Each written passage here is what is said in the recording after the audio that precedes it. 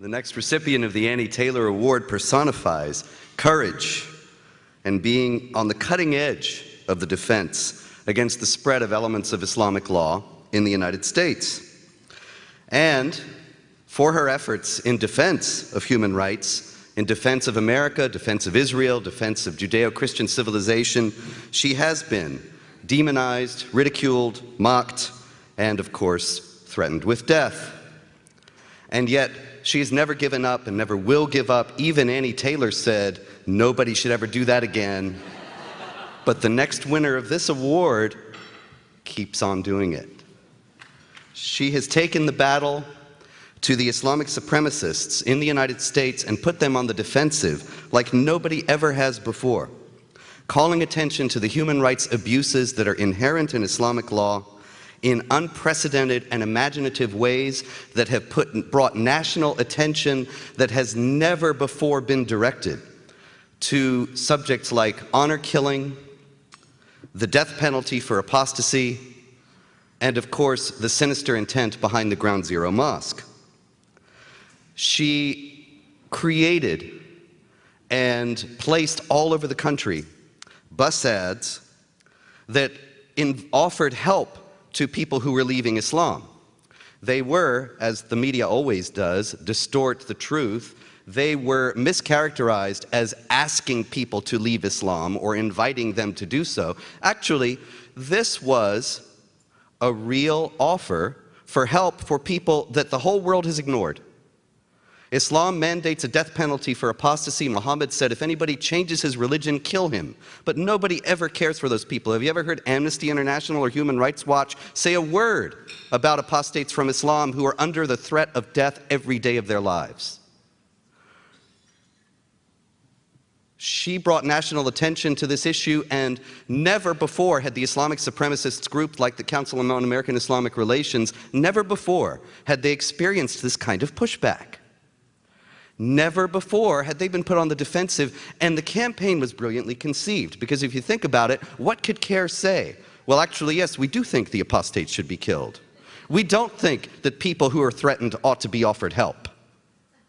Never before had their agenda and their pseudo-moderation been so thoroughly and completely exposed. She put ads on taxi tops with pictures of beautiful young girls who had been murdered by their families for besmirching the Islamic honor of their families. And you know, you hear about honor killings and you hear about statistics, and people say, well, you know, 91% of the honor killings in the world take place in Islamic contexts, and these things are justified by various rulings in Islamic law. But 91% is a number. Never before had public attention been brought to, these are girls, these are human beings. These are people that ought to have been saved and protected. And here again, this kind of thing had never been attempted before. All the time, the groups like CARE are on the offensive and are making us play catch up and react to them.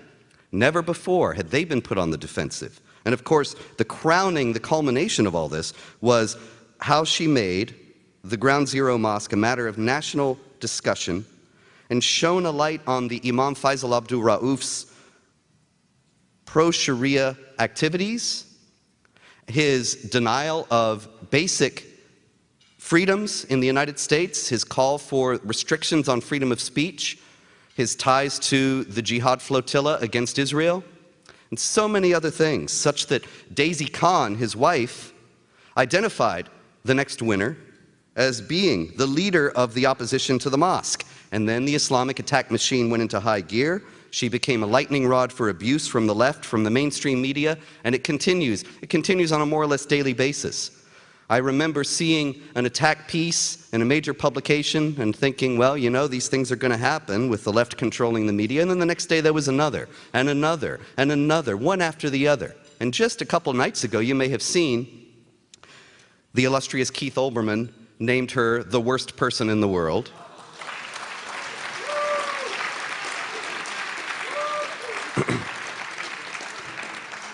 Actually, for a controversy she had nothing to do with. But now she's a symbol, you know? A symbol of freedom and a symbol that we will never give up.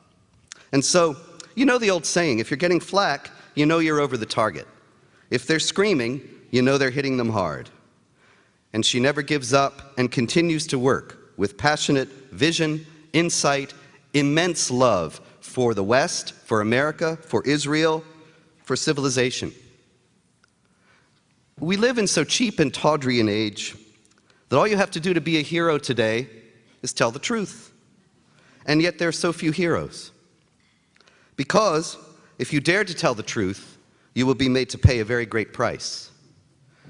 And yet, the next winner of this award is someone who has paid it, and paid it with great courage and with a great joy in life that is an inspiration to me personally.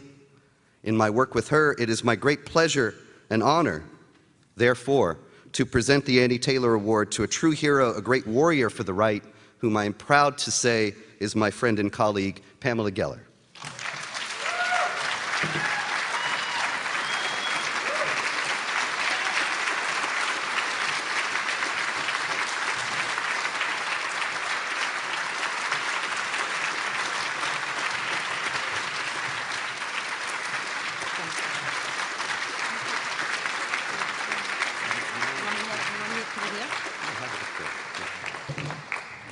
Oh my God. You see, Mom, miracles really do happen. I don't think she thought I would amount to much. I had two sisters that were doctors, and you know, you could become president of the United States, but you're not a doctor. First, I want to thank my colleague, my friend, and the person I consider to be the world's leading counter-jihadist, Robert Spencer. Please.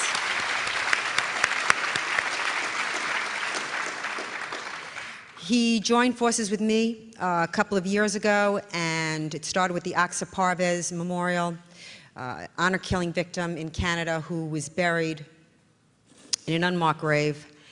And I wanted to raise the money just to get her a marker. And that was the beginning of the partnership. And I can't thank him enough for supporting every initiative, no matter how dangerous. He never, ever tried to talk me out of anything that I wanted to do. We started the Freedom Defense Initiative. We started Stop the Islamization of America. I tip my hat to him. Even the involvement that I have with the David Horowitz Center, I have to, again, thank Robert. And anytime I approach the David Horowitz Center, if it was one of the events I wanted to do at CPAC, the largest conservative gathering in America, to bring some education in terms of jihad to CPAC, David Horowitz would always get me the room. These are small things, but they're important, because as this past year has seen, you don't need an enormous amount of people or money to make the difference. You take the enemy's playbook and you shove it right down their throat. And that's what I did.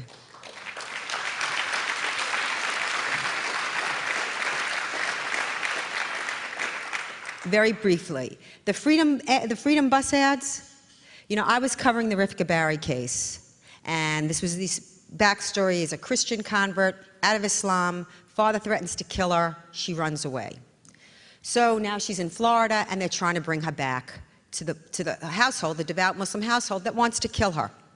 Mind you, there are girls who run away by the millions. They're doing drugs, they're selling bodies, nobody's looking for them. But this little virgin with the straight-A student, they're tracking her like a serial killer.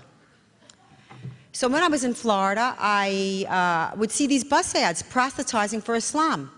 Come to Islam, why Islam? And I thought, what about those that want to leave Islam? And that's how it started. And the reason why it was so pivotal was because on these television shows where they'd say, you know, they're anti-Islam, these are anti-Islam ads. I'd say, how are they anti-Islam ads? If I did an ad for spousal abuse, that's like every husband in America saying, hey, I'm insulted. We got to say things that were never said in the media. The Ground Zero Mosque. Sadly, we know they're going to go forward. But, well, listen, Listen, you have to understand that we're in a war. We are at war now. It's not coming. It's not around the corner. It's now. The Ground Zero Mosque is the second wave of the 9/11 attack. And when I appear on television and I say things like, it's an Islamic pattern to build triumphal mosques on the conquered sites, cherished sites of conquered lands, people never heard that. People never heard, why not build a shrine to the 270 million victims of jihadi wars, cultural annihilations, land appropriations, and enslavements? People never heard that before. It's a teachable moment. And I'm sure it's gotten quiet at the Ground Zero Mosque because they have to show the money. Here he's a slumlord, Imam Raouf, whose buildings just went into receivership, but he's building a $150 million mosque. And Sharif Al-Gamal, the developer on it, he was just thrown out of his offices in Soho Properties, and he's building a $150 million mosque. They know that the flashlight is on them, and so they're going to have to move very carefully. And yes, when they break ground, there's going to be moms and their kids and with little strollers standing up there, move us. We are under attack, obviously the violent jihad, the academic jihad, the sociological jihad, the cultural jihad, the academic jihad. We have been infiltrated at the senior level of the DOD, the Department of Defense. I mean, look at what you're put through to travel. Look at what you're put through to travel. And yet, not one time in the Department of Defense's report on the Fort Hood jihadi, not once was religious motivation mentioned. Yesterday, we had the verdict in the first Gitmo trial, acquitted of 280 counts, guilty of destroying property. So, what does this mean? It means that, understand that it was doctors and lawyers and moms and dads and kids and aunts and uncles. They were the target in 9/11 and beyond. They were the target. They are the soldiers. We are the soldiers now. This is not a conventional war. Each one of you must fight this war. I cannot impress this upon you enough. You are each activated. What does that mean? It means you have friends. You have an email list, yes? You have to, when you wake up in the morning and you throw your legs over the bed and you rub the sleep from your eye, you ask yourself, what am I going to do today to save the Republic? I mean it.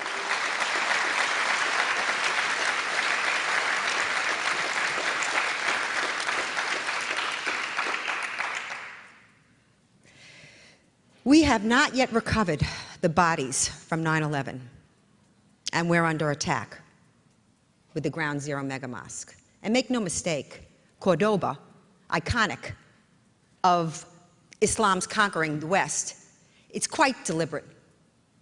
He could call it whatever he wants. Believe me, to the Ummah, it is a triumphal mosque. Because one schmuck in New York says, it's a mosque of healing, doesn't make it so. It's ridiculous. It's insulting. There is no action that's too small. We see that the media is completely and utterly corrupt. We see this. The greatest act of perfidy in American history, they did not vet our presidential candidate. So we know this. But it's key that you get the information out there. It is incumbent upon you. You go to your favorite websites. I am sure Atlas Shrugs and Jihad Watch is on there.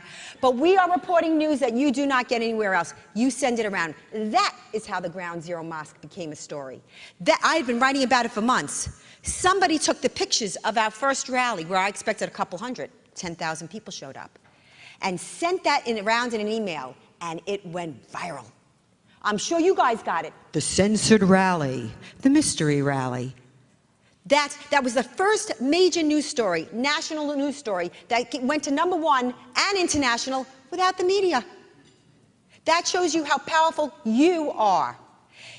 If you're not into email, then you have to volunteer at a precinct. You have to get on the school board. Look what they did in Texas with the textbooks. You have to take your country back. You must do it. Nobody is exempt. There are no exemptions in this war.